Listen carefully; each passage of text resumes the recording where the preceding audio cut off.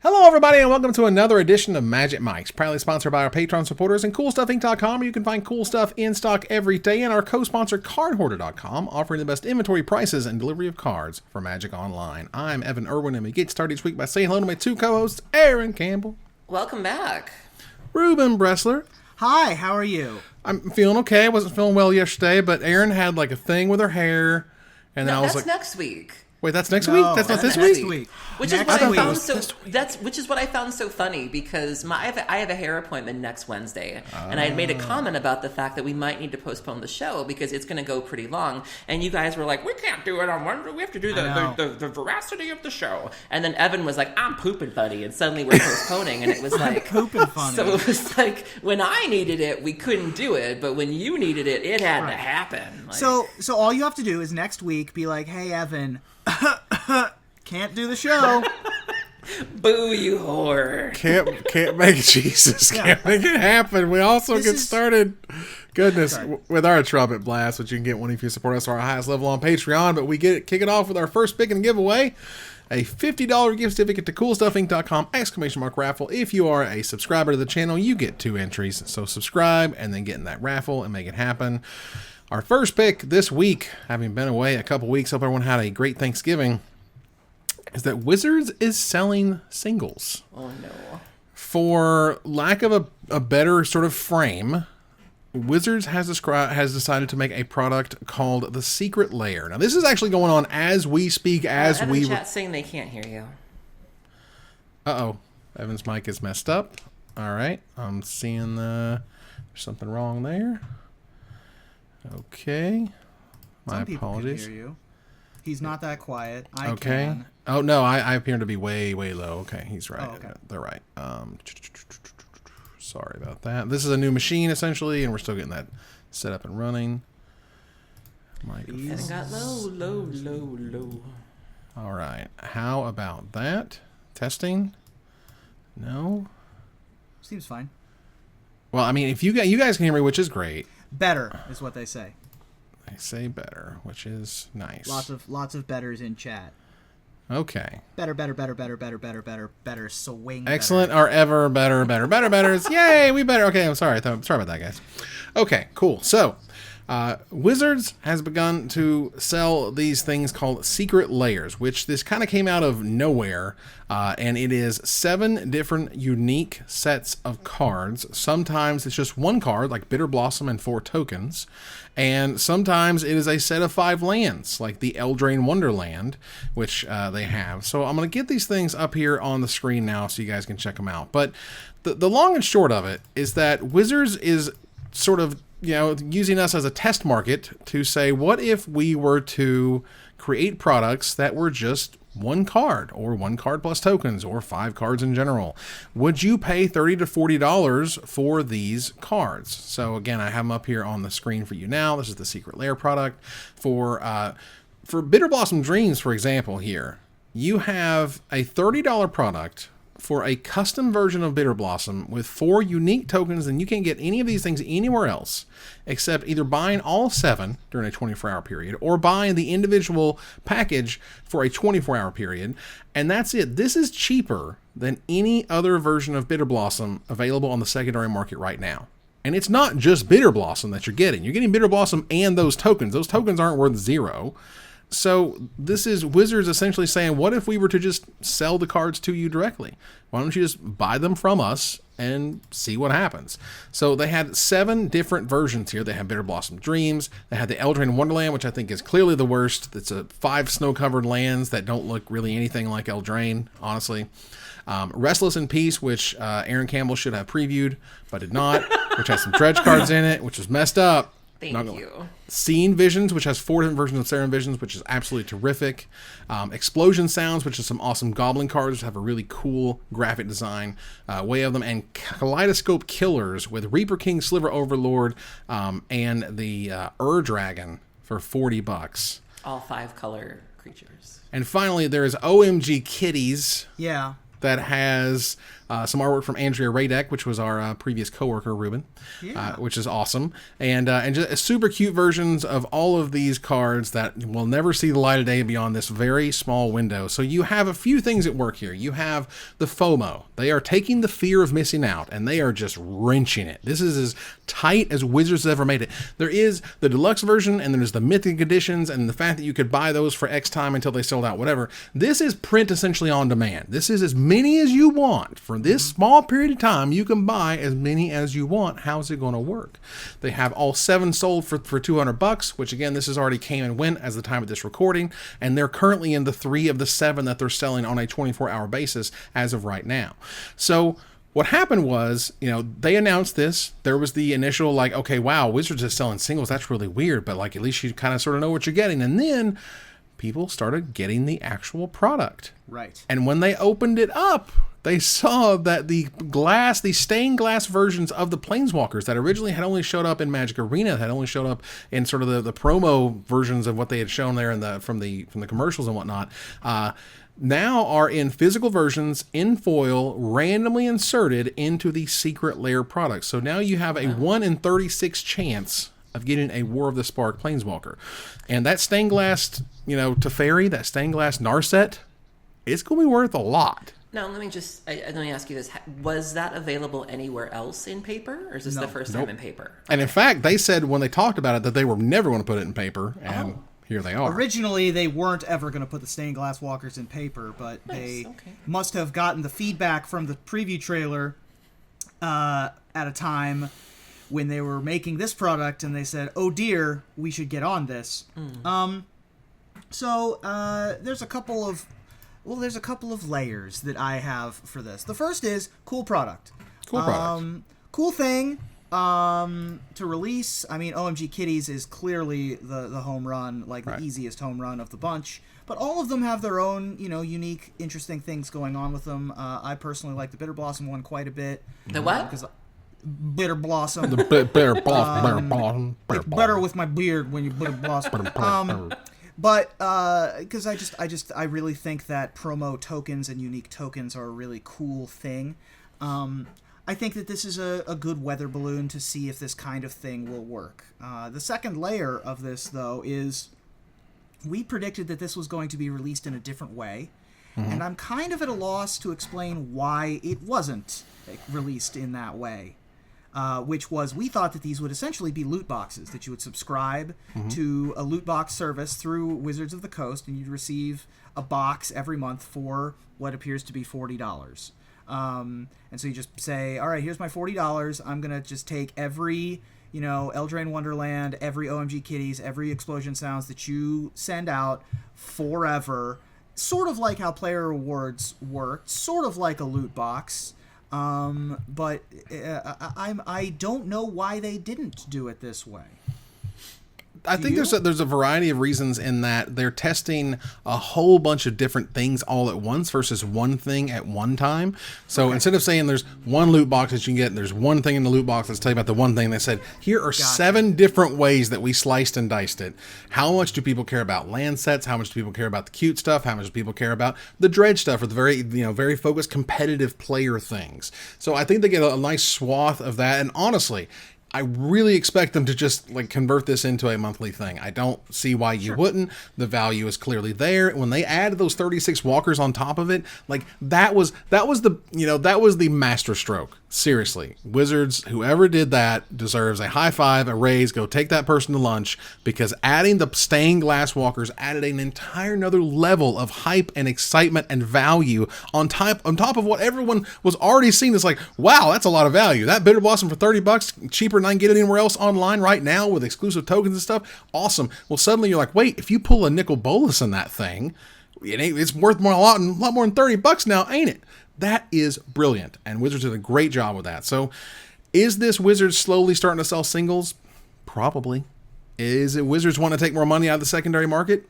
Clearly. And Wizards has done nothing but feel pressure of making Hasbro happy, bringing those returns, bringing them that more revenue streams, showing that there are the whales and dolphins theory of there's a bunch of money out there to be made if you make really exclusive products available for a very small amount of time. So if they're doing something like this that they've avoided for so long. They don't even mention the secondary market. I remember Bruce Richard made an article on the Mothership where he was talking about things he couldn't say, and he was explicitly not able to talk about the value of cards, and even commentators are not allowed to say that either. So if they're willing to go near this, how about that reserve list? I mean, for Wizards, Wizards, they have to write a very fine line. They don't want it to look like sort of like a lottery. They don't look like it's rigged or whatever. But like they are clearly, and they clearly know they can't just throw a fetch land in a random commander product and not expect it to warp crazily. But if they're already flirting with things they swore they would never do, let's go all the way. Trust me, I would love nothing more than the reserve list getting flushed down the toilet and saying we're making dual lands, deal with it, and all the dual lands flow and let the dual lands flow. I don't know if they will. I would love for them to have the courage to do so, because I think as a giant company with lots of lawyers, it would not be anything they would be afraid of, quite frankly, versus the amount of money they could make. Wizards, they make game pieces, then they make collectible premium game pieces, and that's more or less all they can say about it. But they pay attention to the market, they pay attention to the sales, the distributors and the game stores absolutely let them know what works and what doesn't. And this type of stuff was sort of like what the From the Vault things used to be for local game stores, and they're basically taking that money themselves. I was just going to say, answer, somebody in chat had asked, I did not purchase the Dredge cards because I didn't like the art on them. They're not for me, which is fine. But I did have several people offer me their codes. I guess there are codes on Magic Online to either get lands or sleeves. Right. And several people were nice enough to DM me and say, we know you love this thing. We know that you play Moto. You can enjoy that. So I'm glad that it exists. I'm glad that people are discovering the magic of Dredge and enjoying the cards, but I just personally didn't care for them. Sure. I was going to say that this release and the manner in which it was released signals something different to me, which is, which you just touched on, which is that they're cutting the local game stores out of the From the Vault. These are like From the Vaults, except for that game stores don't make any money. Right. So this is from Hasbro as opposed to from Wizards of the Coast, because all these releases are. And signals to me that Hasbro, we sort of knew already, but Hasbro is actively showing that they don't care about the FLGSs anymore. I would say this is definitely from Wizards of the Coast, but what I was saying is that it's from the pressure of Hasbro, you need to make more money. They cut more money away from the stores, and they bring more money into Wizards of the Coast. And they have been. Honestly, their returns have been insane, as you've seen. Yeah, of course. Hasbro can't stop talking about how much money Magic the Gathering has made them recently. But the problem is that every time you do this, you build up a tolerance, and what used to get you through 1 month doesn't get you the same anymore, and they're getting addicted to Wizards of the Coast's, whales, and there will come a breaking point. We haven't reached it yet, and I don't think we're close. There's so much money out there with these collectors. But whenever we see stuff like this, it's always like, oh, cool product, but also, I mean, this year they have released so many products. It's like 18 products. It's unbelievable compared to any other year in their existence. And it's just gotten more and more stuff. And next year is going to be... Yeah, and everything is selling out. So, they're not going to slow down until someone stops buying all this stuff. And we got to keep going, but the Secret Lair stuff is absolutely fascinating. I really expect them to turn it into a monthly thing. I don't see why they wouldn't, because the money, subscription money is the best money. So we'll see what happens with that. All right, so let's move on here to our Gathering the Townsfolk. The Pioneer update happened. To the surprise of not a lot of people, Once Upon a Time, Field of the Dead, and Smuggler's Copter are banned in Pioneer. Thank God. So the one that was the most obvious from a numbers standpoint was Smuggler's Copter. Right. Which was more than 15% of the metagame was mono black aggro. Wow. Let's just appreciate for a moment that Night Market Lookout was the premier one drop of a format for a time. Just appreciate that. Just bask in that for just a second. Okay, now we're done. Okay. Had it not been twice as popular as the next most popular archetype, I think they would have let Smuggler's Copter stick around for a little while longer. Because I kind of like what Smuggler's Copter does for metagames when they're healthy. It it incentivizes combat. It incentivizes a unique style of gameplay. It's like when equipment are good, right? It makes the games interesting and fun. And so from that standpoint, I like Smuggler's Copter, but it was too much of the field. It was the jeté of the format. Speaking of fields, I was really glad they got rid of Field of the Dead, because I remember when the Kane Reinhardt clip came out the other night, and the focus of the clip was supposed to be that he lagged and lost his PTQ final round. All I could do was look at the actual match and be like, God, that looks painful. Like, Field of the Dead, all of the zombies, all the triggers, it's just a nightmare. Like, just get rid of it. Yeah. So I was really, really glad they got rid of it. I have been enjoying Pioneer lately. I think the format is going towards a really nice place. In particular, I really like the Doom Foretold decks. Like, that is a fun card. And so I've been really enjoying playing with that in Pioneer. And, I have to give Wizards credit. I really appreciate them. Like I said, this is a very unique time. We're literally witnessing the birth and evolution of a format. When is the last time that we can say we did that? And so it's really great to see them literally steering this to where they want it to be. These bans in particular seemed really well received, and the format shows no signs of slowing down, and little by little I'm getting more interested in it, which is good. Can we take a moment just to notice how completely ridiculous Field of the Dead is as a Magic card?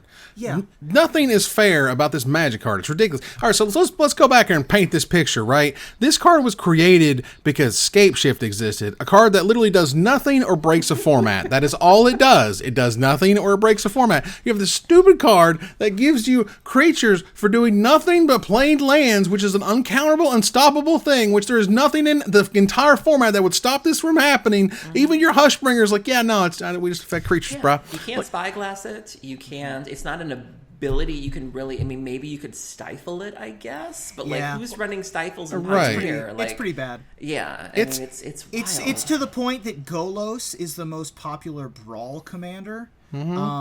Pretty much only to search out the one field, because the only answers in all of Standard are like Assassin's Trophy, Casualties of War, and that's like it. Did I tell you that Golos is seen play in Vintage? Golos? Of course that's correct. Oh, yeah. And the fun part is you can't even activate him. The whole 5 mana thing, you don't even care about that. But between Mishra's Workshops and Moxen, how about a turn 1 Golos for your Nerve? That's a thing. That's ridiculous. And the whole point again, like Field of the Dead, what was that card supposed to do? What was that card supposed to do?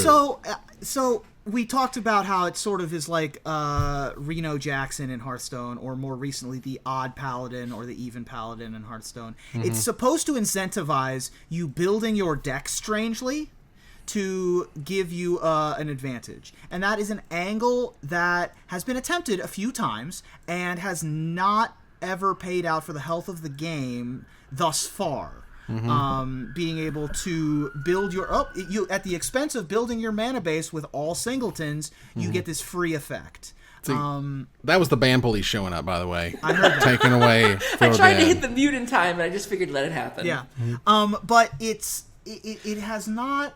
The Magic is not built around that resource being something that you can build the cost-benefit analysis around. And so it was very difficult to balance, and Magic players are going to break stuff. And secondly, I encourage them trying to look at that design space, but they're not. They didn't do it this time. So Once Upon a Time is, and I believe Field of the Dead, if I recall, please help me if I'm incorrect by this, they're both legal in Historic right now in Arena. I believe so, yes. Which is kind of insane. Once Upon a Time, what was that card? What were we doing? That couldn't have been an Adventurous Impulse. No, it could have been Adventurous Impulse. That'd have been like too meh. We had to be top 5, whatever. Oh my god. They're running that in Vintage too lately. There's a green-white Eldrazi deck that is starting to see play, where you're playing, a lot of the hate bears like Thalia, Containment Priest, and then you're playing like your Noble Hierarchs, and you're playing your Horizon Canopies, and you're doing that whole thing, and it's like, oh my goodness, just straight to the top. Once Upon a Time is one that they could have seen coming. It is a free effect. Top 5 is a lot. 5's a lot. But again, Once Upon a Time I think is interesting design space. But the problem is that they aren't going to go anywhere near these design spaces ever again because these cards were too good the first time. If it had looked at the top 3 when you did it for free and the top 5 when you paid for it, I think it would have been totally fine. It's always a question of numbers, particularly when you look at anything free. If it's just a hair too good, it's insanely too good. I don't know, Ruben. You said that they wouldn't go near the spaces again. I disagree, because how many times have we seen them go back to, Birthing Pod, for example? We swore that we would never go back there again. Well, then we got like Eldritch Evolution, and we got Collected Company. You know what? You're not wrong. If it's something they feel really passionately about, they will keep trying, and it might be a more watered down version. But I wouldn't say we've seen the last of some of these cards. We just might see fixed versions. Even Disallow, we'll never see Stifle again, but we'll give you or what was the Summary Dismissal? That was one for 4, where it was like, all right, we'll make you pay more. And there's like Tail's End or whatever now. Neoform was another one. Tail's End. Yeah. Tail's End's pretty cool. But either way, the idea that free spells are overpowered, wow, who knew? Giant shocker. Christine Sprankle is coming to a CommandFest. Somebody tell me about it. So I will be at CommandFest DC as well. So if you're going to be in the DC area and you love Commander, you should come mosey on down and say hi. Everybody's going to be there. A stable of cosplayers, Commander icons like Benny Smith, Sheldon Menery, Adam Staborski, myself.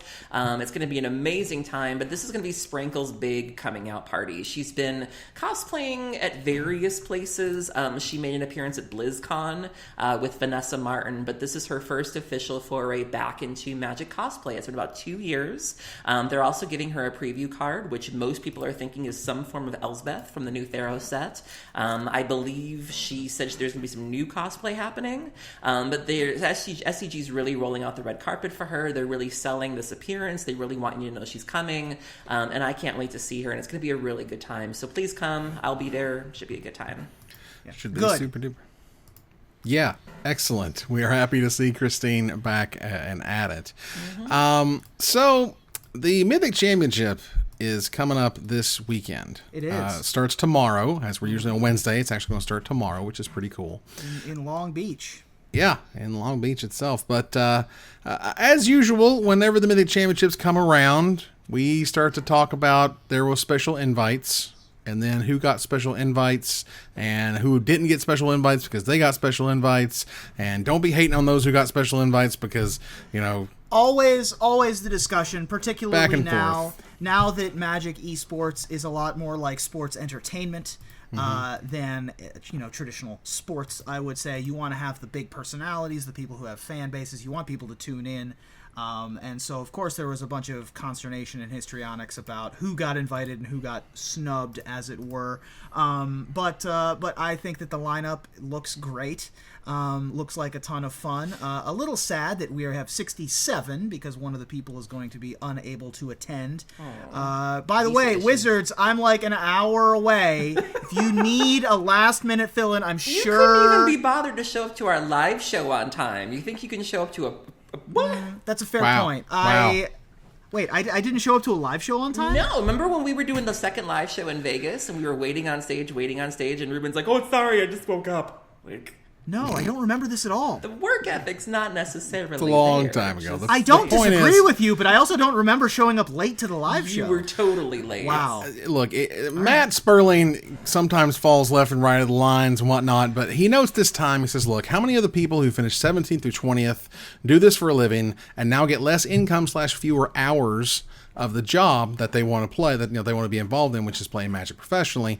How many LATAM and Australian players who didn't get to do what I did to get back on the tour, go to a Magic Fest 15 minutes from his house, and could have queued for those extra slots? So it's not like there's a non-zero amount of equity leaving here. There is, and some people are missing out on those opportunities. So for sure. So definitely don't be hating on the invitees. You'd say yes if they invited you too, but there is a point where Wizards could also reward those who aren't streaming every day, but who are actually grinding in through their system. Well, yes, I think that there is a preference for streamers that has been very demonstrably shown over the past since Arena became a thing. That if you aren't really in Wizards' eyes, you aren't really making content unless you're streaming. And they put their money where their mouth is with some of these invites. That isn't to say that streamers don't work very, very hard. Everyone who I've tried it is exhausting. I could never hack it as a full-time streamer. It is an exhausting, tough profession, and so are a lot of others that are Magic adjacent, but those don't seem to be worth anybody's time. Well, as I like to tell my children, nothing good is easy. So, you got to be out there and work. But noting the crunch, one Brad Nelson notes that he does not enjoy his preparation time for the Mythic Championship 7. He knows the result is important for his future in the game, but he's burnt out and doesn't want to play test. He's forcing himself to, but he's been preparing for an event for 2 months straight. Like, it's been event after event, Pro Tour, or, Mythic Championship after the paper version of the Mythic Championship, over and over and over again. And I would akin this, not so much that, he doesn't appreciate the fact that he plays, Magic the Gathering for a living, but rather it feels a lot like the crunch they do during video game development. Yeah. Where those last months are just like, they're going to grind you into the dirt to finish this last thing. And he's just doing all he can to be this last Pro Tour, this last Mythic Championship of the year to get it finished. I can relate, even if it's not necessarily a Pro Tour. So I've been trying really hard to qualify for the quarterly playoffs, the vintage playoffs that are going on this Saturday. And I'm 4 points away, which we'll certainly talk about a little later. But I'm having a really hard time. I've been having leagues every single night, 1 or 2 leagues. I've gone 2 and 3 in my last 3 leagues. I'm running out of time. I'm not having fun anymore. I'm playing decks I don't enjoy because I think they might, get me to win. I can't imagine what it's like to do it on the scale that he does, even on just the small scale that I'm going for. I'm getting stabby and I'm getting exhausted and I'm getting sad. And the tweet that he posted after this really broke my heart, where he was saying, I know that even if I stay in the MPL that I'll have to make changes. I can't live a life that is constant preparation. I want to make more content. I want to have fun. Like, you should play Magic to feel something, and just the idea of like the fact that you become so numb that you start to feel like those old people in the casino that are just turning the knob, and if the 3 fruits or the 3, you got to turn the knob again. You don't even notice. You're on autopilot. Like, that is a sucky feeling, and I really feel for him. Yeah, there's a definite amount of, you don't want to just sort of go through the motions. And from people who I know attended TwitchCon, they were just like, there's lots of people who just despise the games they're playing, that they're stuck with it. They can't get out of it. If the Hearthstone streamer doesn't, stream Hearthstone for 2 days, they lose a chunk of their income and they can't get that back without a ton of extra work to get it back in that way. So people just kind of get, chained to things that they don't like, because that's how they got popular. So that said, something that is popular and neat, which is some brand new promos that have showed up here. Oh my god. They're dope. This is the Heroes of the Realm stuff. This is the way Wizards makes promos, and they give them to very specific people. And I believe this is for the D&D people. Is that correct, Ruben? I think so. I actually don't know exactly who this was for. But yeah, it was staff members, wasn't it? I believe it's the staff members. But on your screen there, you see Kharis and the Beholder, which is a 2 white, 2 green, and 1 generic mana 1/20, a legendary Dragon Eye wizard. Has flying, and when Kharis and that and is the ampersand for D&D. Yep. When Kharis and the Beholder enters the battlefield, and at the beginning of your upkeep, create a 1/1 white human creature token and make a charisma check, which means roll a d20. Mm-hmm. If the result plus the number of creatures you control is greater than 11, put a +1/+1 counter on each creature you control. If the result is a natural 20, for each non-legendary creature you control, create a token that's a copy of that creature. That's bananas. Neat. That is super cool. Neat, hilarious little reward for your folks. Do note that the art is from the perspective of the Beholder itself, because those are the eyes around the outside there. Pretty cool little thing to give to your folks. And of course, cool. Michelle Sutterfield helped design this card and then helped showcase it later on. Oh, absolutely. So let's see here. There is an unbelievable promo that we're getting to. I'm trying to make sure I have the right thing so you guys can see it.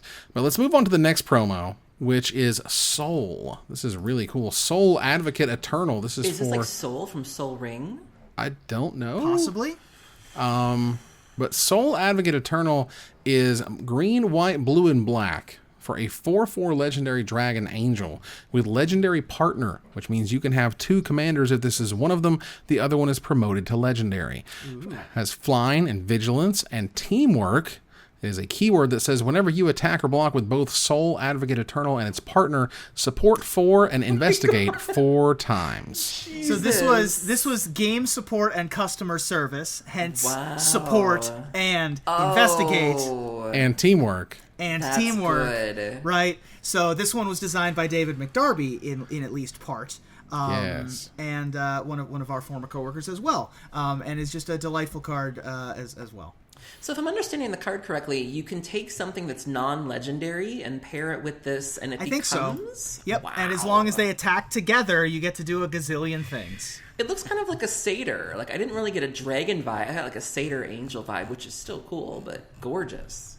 Yeah, it is terrific. And the final one here, I'm trying to find basically a good video of it. It is hard to accurately describe Oh, Optimus Prime. Optimus Prime and what's going on in this Optimus Prime. Now, on its, like, the one side of it, and we'll get to that here in a second. Right.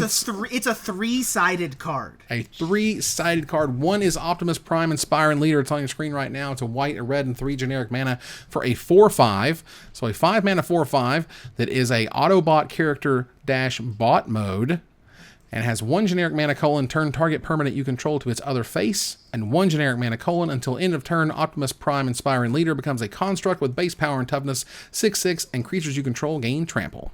And then on the other side of it, when you flip it over, it's a Transformers card, and then when you unpack it into an expanded card, then you have a giant Transformers card, which are 2 cards side by side essentially in size. Yeah. I don't know how Transformers works, but the mechanics of it are dope. Well, Transformer, the card game, you have the big Transformer cards. These are the big cards, and then you have the smaller cards, which are sort of like your spell cards, your action cards, that type of thing. So there's been some talk that this is how they're going to do Ikoria. Is that the land of the behemoths? Is you're going to have a creature and then a creature, and then they blow up into a giant creature? They have this technology. This is technology that has existed for Duel Masters for years. This idea of have a hinge that a card is going to come out on. Oh yeah, I think it's coming. Hinged magic cards? Yes. Jeez. I think it's going to be great. Jeez, oh man. Now, Evan, do you really think that that's going to happen? Yes. Wizards has already done it. Wizards has already done it in other games that they own. You think Ikoria is going to have hinged Magic the Gathering cards? Yeah, I think so. I think they're going to say that they tried to do it in Eldritch Moon with I can't remember what they called Meld? Meld, thank you. And Meld was cool and kind of cute, but didn't really work. So what they would have is these 3-sided cards essentially, and they would give you proxies just like they did the double-faced cards, but now we got the tri-faced cards, and this is a way to show big, bigger, biggest. Man, and I'm so who close. knows? We have so many hanging pie bets that I don't want to make another one though. So many. This is such perfect. Man, this is close. It's a good pie bet, and ultimately, I think Ikoria is either one of 2 things. One, it's either this turns into what Ikoria is doing, or Rosewater finally got his creature A, creature B stapled onto one another into creature C, whatever that ends up being. If we didn't already, I think we have 4 pie bets between the 3 of us. We've got a lot. Need to be paid off. If I didn't already have one of those, I might do one here. But I'll let you know what. I also want it to exist. Like, I'm kind of excited for Evan to be right, so I don't want to bet against it. Fair enough. So I found an image here that shows what it looks like when it's actually unfurled. And this shows the Magic card side on the left and the Transformers card on the right. Yeah. And again, it will flip over into one giant Transformers card, and maybe we'll flip over one day into a gigantic creature in Magic. That would be super cool. Wizards also came out with this year's holiday promo card. Yay. Yay. Let me see if I can get it on screen for you guys ASAP here. Decorated Knight. Yeah, the Decorated Knight. Wizards is kind of, sometimes it's punny, sometimes it's not, sometimes it's very straightforward. This feels very straightforward.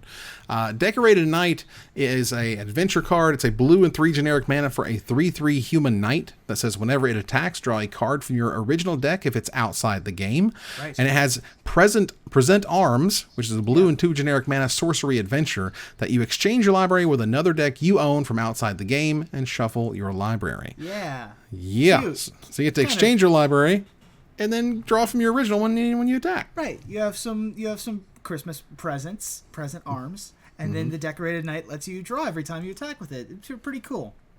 Very cool. So, the way Wizards has distributed these has changed, I mean, from year to year, honestly. I've seen some people get them, some people not, and then some other people get them and some other people not. I can't really tell. Sometimes I've gotten them, sometimes I've not. And it's obviously up to them, and it's totally cool. When it happens. Hey, man. I've had 2. I don't think I've gotten any. Yeah? Well, I got the Dismember one, and then I got the Mishra's Present Factory. Mm-hmm. And I got the Thopter Pie Factory one too, as I recall. That one was neat. Either way, that's our new holiday promo card for 2019, which is always fun. Wizards has unveiled a series of Judge Academy promos, and I can't tell you how unbelievably excited I am for these things. They all have a brand new sort of set symbol, which is of the owl. And they're all tutors of some kind. Archie. That's Archie the owl. Archie the Owl. And Archie will be appearing on every Judge promotional card from here on out, and I love him, and he must be protected. That's right, forever. And Spellseeker is first. It is a blue and 2 generic mana for a 1/1 rare human wizard that says when it enters the battlefield, you may search your library for an instant or sorcery card with a confirmed mana cost 2 or less, reveal it, put it into your hand, then shuffle your library. So that is a tutor in and of itself. Yep, not bad. Originally from Battle Bond, these only had 1 printing thus far, and they're up around $10 a piece, so good choice. But my God, you gotta see this demonic tutor. Oh my It's God. the best.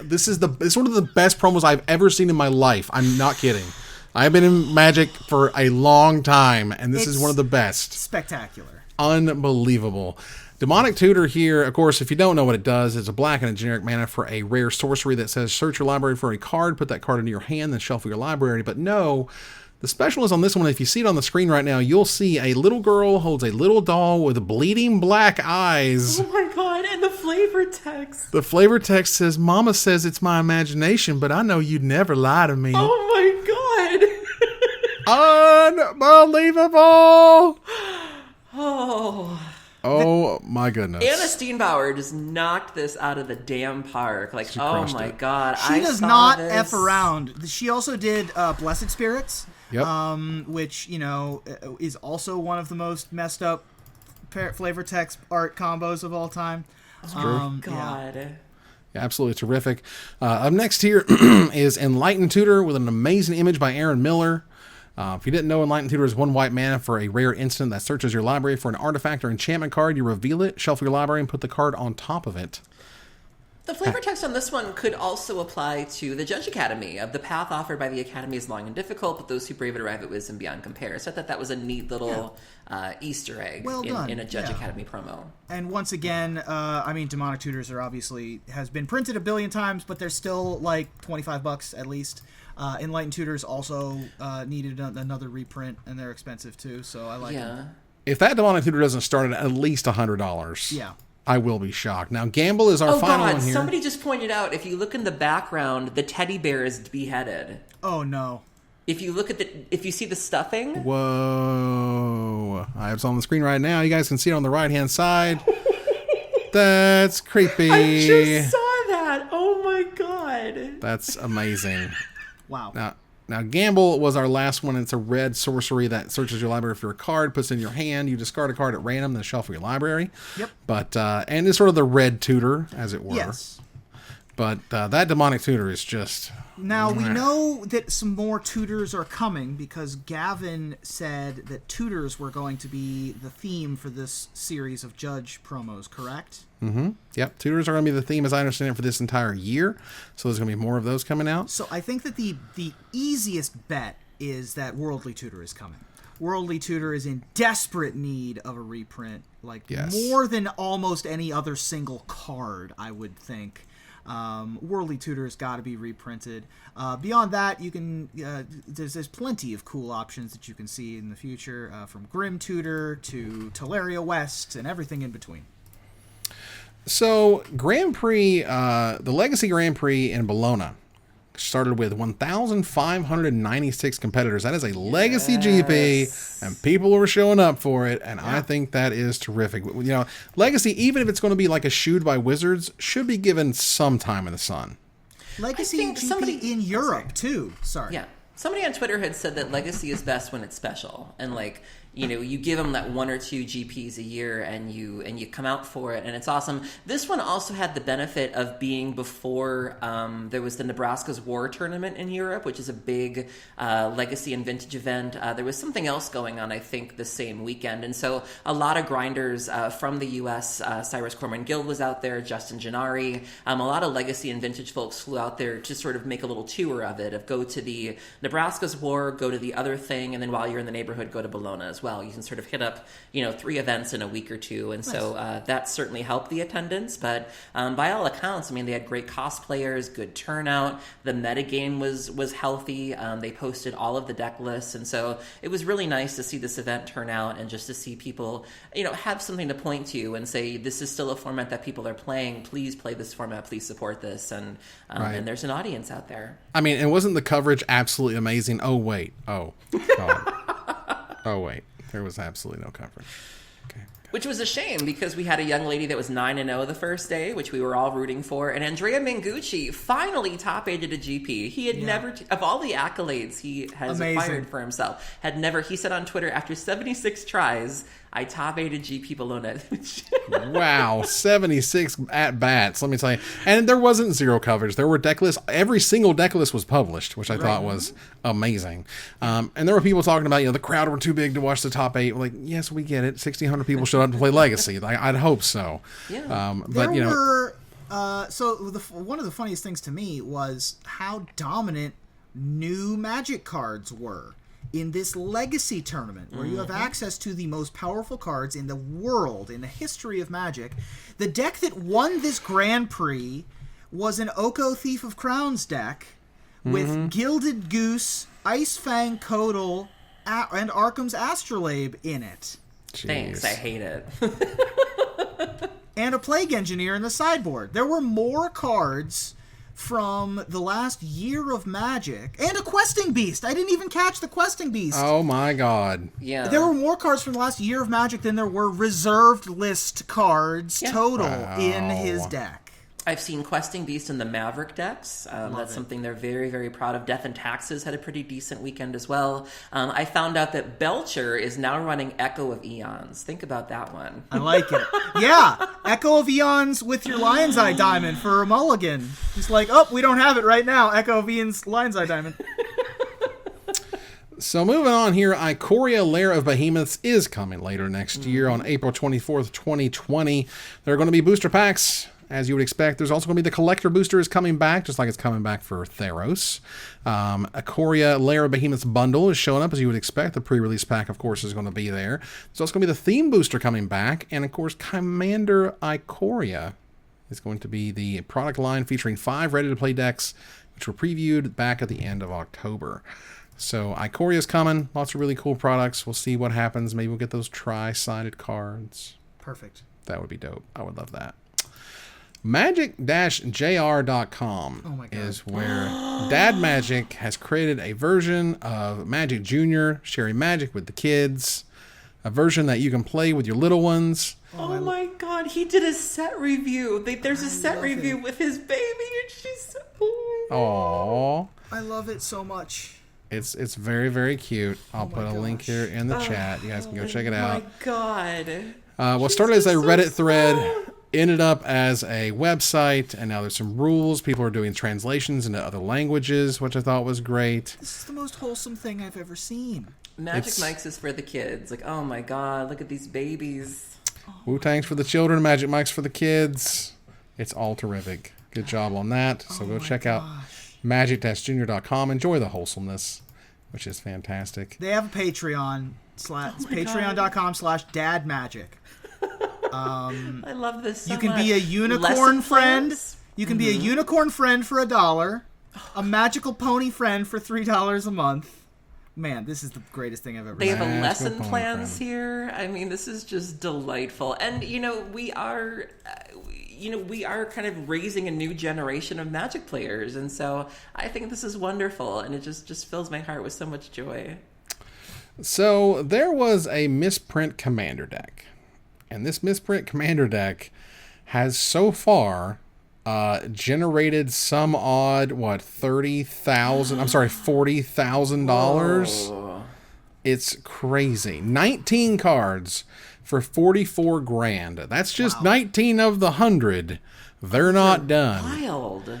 It's insane. There is, of course, a misprint community in Magic, and they want all the weirdo cards, and this is about as weirdo as you're going to get. With a Soul Ring that's printed on the back of a Magic card. That's a hell of a misprint. There's a Sun Titan, too. That is bananas. These are insane. Are these legal? Probably not. Probably I was not. Say, how would you do that? I mean, you would get the judge's permission, I can imagine. Who cares? You just put this command to this misprinted, backed, weirdly cut command tower in your commander deck, and you just call it a day. And this is also one of those things where they didn't know what they had, and they started posting around on it, hoping maybe for a couple $100, and 4 to 5 figures later, oh my god. So congratulations to them on that $100,000 deck. I'll put the link here. It's in the show notes. It's on Kotaku. Is amazing. Is terrific. Really quick note here for our sponsor, CoolStuffInc.com, welcoming MTGNerdGirl to the CoolStuffInc.com content family. Hey. Yes, that is Brittany. She is great. I've been talking to her for a while now. Now she's under the CSI wing. She'll also be doing some content on CoolStuffInc.com proper really soon. Smart. So that's really She's great. sweet. She's great. She's doing, so. I'm very, very happy with that. Brittany's awesome. We move on here to our Desperate Ravens. We don't have a ton of time, but we got plenty of stuff to talk about. There's an esports update where tiebreakers are changing. And buys are gone. And buys are gone. It's funny, we went from buy erasure to buy erasure. Heyo. We could have named the show Buy Erasure. But Shirley had that great tweet, so Yeah. So we're all full up there. That said, there is so much changing. I'm not even going to attempt to summarize what's happening. I don't even recognize what Magic looks like as compared to 2 years ago. Like, not even that long ago. Yeah. I mean, it looks so different. Things are moving so fast and so drastically. Like, a Grand Prix tomorrow looks nothing like a Grand Prix 2 years ago. Yeah. Right. And, at this point, you just start to it just starts to seem like this haze of there's points and there's invites and there's appearances and there's something about the greatest number of so-and-so and the highest match win percentage of such and such. They also got rid of the MPL Weekly. They said they're going to be sunsetting that for a while, which nobody's surprised about because the viewership was awful. Right. And the social media interaction was terrible too. Who was looking for it? Honestly, who was man, can't wait for that MPL Weekly? Said no one. It was pre-recorded content. You didn't have a reason to root for any of the people. There were no stakes there. There was no tension there. I mean, it was just... And I have to imagine they invested, no small amount of money into it, and it was just a flop. Well, in more of sort of your world here, Aaron, they are changing up the Magic Online Championship. The Magic Online Premier Play program is changing. The TLDR they told us here is that the Magic Online Championship Series and the Players Tour qualifier system have been combined. The seasons will be about 17 weeks, will culminate in an in-person champion showcase with a prize pool of $70,000 and a Players Tour Finals invite. Players earn a single qualifier point to unlock access to Magic Online Premier Play events in either the PTQ path, the Magic Online Championship or Champion Showcase path, or both. Oh my god, they have a chart that makes my brain want to melt. The chart's pretty bad. So the big takeaway from this is that right now on Magic Online, everything is divided up into format points. So if you do well in a league or if you do well in a challenge, you get points that you can then use to buy yourself an invite into either the quarterly playoffs, the championship, or things like that, which leads to really awkward situations where you have 3 legacy points and 5 standard points and 7 pioneer points, and you feel almost locked into a format because if you have more points in one format than the other, you're closer to qualifying for something with that format. And so it leads to just having a lot of points laying around. You can't really consolidate them. Well, they're getting rid of that. So going forward, there's going to be just QPs, just straight QPs, and they come from different formats. So if you are somebody who enjoys playing different formats, you can play Modern and play Legacy and play Sealed, and all of them will give you these QPs that you can then use to buy admission into either these showcase events or the PTQs. A couple big changes that people are really concerned about here is that the PTQs can no longer be entered into with just tickets. As of right now, you can either use those format points or just use raw tickets to get in there. That's not going to be an option anymore. It's just straight QPs. So that means you got to be playing a lot of Magic Online in order to get those QPs, and you also have to be doing really well. Currently, you can go 3 and 2 and still get what we call the pity chest, where you get like 1 format point, some play points or whatever. You have to go at least 4 and 1 now to get 1 QP.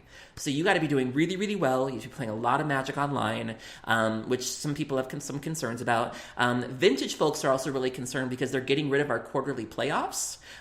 So you can still play Vintage. You can still play in a Vintage League, and you can still play in the Vintage Challenges, but we don't get any showcase events. We don't get any Vintage PTQs, and so you don't have any Vintage events to buy with those QPs. So what am I supposed to do with all these QPs if I can't play more Vintage? Because most people who are playing Vintage just want to play Vintage. Like, you're there for a very specific experience, and if you can't do that, what are we supposed to do? And so some major Vintage figureheads have come forward and said, please don't do this. You are really hurting our format, and we have some concerns about this. And so I feel like this whole thing was a lot like a Monet, where like from far away it looked really, really good, but then the closer you got, it was like, there's some problems here. So I hope that Wizards listens to the feedback and makes the changes that they need to, because some people have some very valid concerns.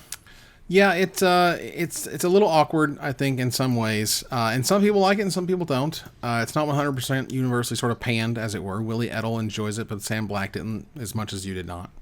That said, Wizards, speaking of things people didn't like, Wizards kind of screwed up big time with Chandra and Nissa. Yeah, they did. And they did it so badly, they officially released some responses. 3 different responses. Don't call that a statement. I mean, it's a statement, I guess. I have seen notes on the refrigerator telling your partner that you need milk that had more thought and consideration put into them than whatever this was. We have seen and heard strong reactions from fans about we handled the resolution of the Nissa-Chandra romantic relationship, and we apologize. It didn't live up to the expectations we created for Chandra and what she means for our fans. Blah, blah, blah, blah. She's the character you've come to know and see yourself and your friends and your family in over the past decade. Blah, blah, blah. Moving forward, we will take care to ensure they stay true to their ideals and so on and so forth. And what does that mean? The pooch is still screwed. Moving on. Someone said, hey, Mark Rosewater, that feels a little disingenuous, doesn't it? And he's like, our apology is anything but. Last week has been a very stressful one for everyone at Wizards. We know we messed up in an area that's very important to us.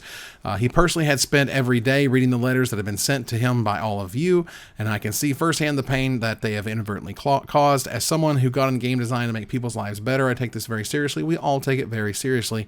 Everyone here understands that we as a company have work ahead of us to regain the trust that some have lost in us. I'm happy to say that, though, that everyone here I've talked with about this topic is united and positively reflecting the diverse and inclusive community that we wish to foster around our games. We need to match our actions with our words, and we need to plan to. It's an ongoing process that deserves our time and attention. Okay. Well, then the author himself, Greg Weisman, is like, yo, dog. Let me get my bus pass out because someone's about to go under. Yeah, this sounds like I'm headed for the wheels and not cool. So he says, look, the response has been understandably negative.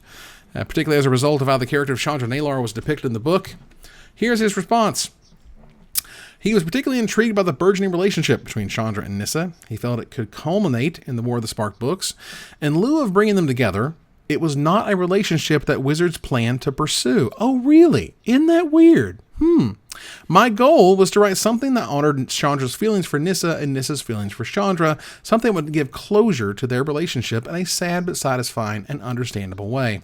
I believe that if readers had seen my original ideas for the chapter in question, they might have gotten a better sense of what I was trying to accomplish. Yeah, instead of being decidedly male, that's where we were at? Okay. Brawny, don't forget Brawny. Oh, yes, so brawny. They might have liked it better, or maybe they wouldn't have. In any case, through the mutual creative/editorial process from Wizards and Del Rey, we ended up with the final product that was published in Forsaken, which clearly didn't meet anyone's expectations or delivers on my intentions, and for that I am truly sorry. Yeah, I mean, this is certainly a statement. I mean, he is acknowledging that, you know, they didn't want to continue the relationship, which is sort of baffling. He tried to give it some dignity, and once it got passed over to the publisher and to Wizards, they vetoed that. And so I think this is pretty sincere. I don't have a reason to think he's kind of up to no good or anything. And, you know, this is how things like this work. You know, this isn't just his book. You know, he was probably given the materials and given all these characters. I don't think he's lying or anything. I think that he's right in that this, like any sort of creative endeavor, you know, people have to look at it, they have to edit it, they have to tune it. Sometimes what you turn in is not always the final product, and sometimes that works out for the best, and sometimes it doesn't. And so I'm inclined to believe him, but ultimately it does sound like the publisher and Wizards dropped the ball, and they need to own up to that. Yeah, it's weird. It's both. No one's really saying who was responsible. Something Wizard, something Del Rey. Well, the weird thing was, as some people in chat have pointed out, in some countries the article was not available. The statement that Wizards made, I think in China and Russia, they couldn't see it, which makes sense because those are two areas that may not have been cool with this sort of thing. And so it goes back to this feeling of, you know, you didn't want certain audiences to know that you were trying to make a gay relationship, and so now they can't even see you apologizing for the relationship. It's wild. It is indeed very wild. Okay. Would either of you guys like to discuss the Reid thing? Aaron, do you want to talk about it, or do you want me to take it?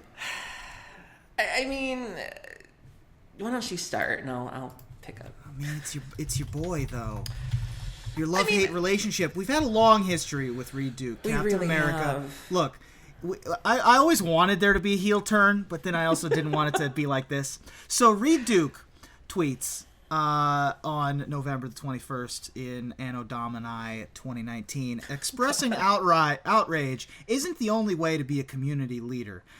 The people I'm happiest to follow are the ones who focused on integrity and good deeds and pick their battles with a handful of issues most important to them. That sounds like a thing that, you know, that sounds good, right? It's kind of missing the point, though, right? Like, and as the internet is wont to do, people let him hear about it because, you know, it's coming from a place of privilege to be able to take that standpoint. And so he released a statement further on, apologizing for some of the things he said. You can read the whole statement on his tweet if you wish. But it ends with, "I'm sorry that I haven't always put the community first this past year," which not only summarizes that first tweet, but also the discussion around including Owen in his Hall of Fame acceptance speech, among other things. The big takeaway for me in terms of this whole thing is that one of the more difficult discussions surrounding Me Too and Time's Up and things like that is the matter of punishment. Like, we can all agree that certain things are bad, like the Louis C.K. thing. You know, no one thinks that was right at all. But what is the punishment for that, particularly if the law doesn't get involved? You know, we don't know. No one can really agree on what is a fitting punishment, how long that punishment should last. And that's a discussion that we're all really having right now as a culture. And nobody has the answers. And so I think it's a conversation that people need to have. Nobody knows the correct answer. And likewise, there is no guidebook on what to do when you find out that someone you were friends with might have done something that they shouldn't have. No one knows how to handle that. And so I think it's new territory. I think it's messy territory. I think we need to be having the discussions. They're going to be awkward. They're going to be painful. I don't think anybody's going to get it right, at least initially. And so I do think that people need to be given the space to figure it out. And I think that Reid had some time to think it over. I think the second statement was much better. And so that was really just my takeaway, is that nobody seems to have the answers. And so I found it so interesting that people were so quick to say what they would have done when this is new territory for everybody. And so I think that people need to be given the opportunity to process and really think about it. Yeah, I think that cancel culture in general is a thing that is a new advent, and we're all sort of exploring together and trying to understand together. But it's who knows, man? I don't know. It's not very comfortable, I guess is the way to put it. But I do think it does feel like sort of he come around to the you know what, that probably wasn't the best way to approach it after that amount of time. And that's better than doubling down. I mean, doubling down is way worse. I mean, he could have just put out, first of all, he could have said nothing, number one. Yeah. Number two, he could have posted the not so good statement and then stood behind it, doubled down. But he came back and gave it another shot. And I'm okay with that. I'm okay with somebody... Growth is a big thing for me. You know, somebody learning from a mistake is fine. If we're still here with your ass 2 statements in, then we can throw you out with the bathwater. But if it got better over time, I'm willing to give you the benefit of the doubt. Yeah. Fair enough. All right, so let's go ahead and turn the corner here to the finisher. Let's get a winner for our giveaway. 3, 2, 1. Congratulations to Bloodgaze. Hey! Yeah, for being a part of the show. I've seen them in the chat a lot recently. I don't know how long they've been a follower, but... they've also won a couple times. Definitely seen them active in the chat before, so thank you so much. Well, congrats, and thanks for being a part of the show. We certainly appreciate it.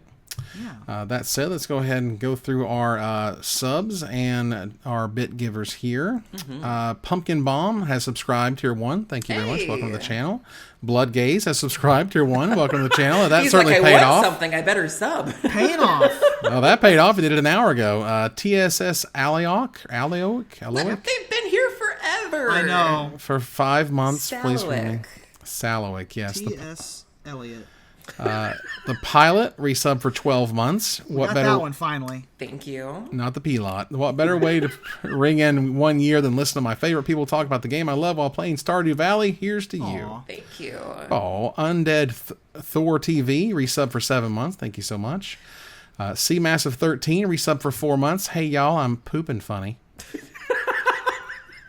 Mr. Lubufu resub for 18 months. Yeah, 18 months, he says. Draco Lucian for 12 months. Thank you. Blue Monkey 477 for 6 months. Those stained glass walkers are gorgeous. Yes, they are. Sifu Hotman 451 sub. Welcome to the channel. MTG Effect sub. Welcome to the channel. I think I've seen you give gift subs and stuff. You've been here for a while. Thunder Voice 1 resub for 20 months in a row. That's 20 taters in a row, they know. Wow. Gulager has subscribed. Welcome to the channel. Thank you so much. Super Nintendo Chalmers came back for 14 months. Wow. Tim's War has resubscribed for 19 months. Gruel Friends for life, they said. Sheth DMMD has resubbed for 13 months. Thank you so very much for being a part of the channel. Ruben?